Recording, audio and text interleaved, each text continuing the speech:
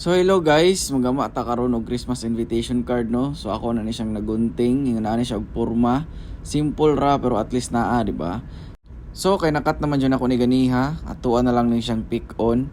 Kay nato ang pataptan og glue stick, then atong ipatapot. So ingon na siya porma mates.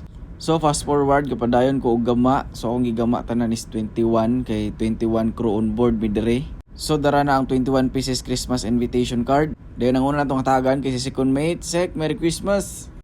So kay naman ta diri sa bridge, no, weather check sa ta. So lamig ang panahon, dili kusog ang hangin, dili pod kusog ang balod. Let's go mates, ato na nang i-distribute. So first stop na po kay diri sa D-deck.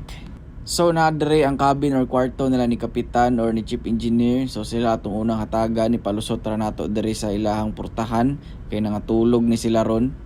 Dayon nahibalag na ko ni mga amigo, "Oy pre, Christmas bonus oh." Pero duda gyud siya ba? Ayaw nag-asa pre. So next time ato diri sa C-deck.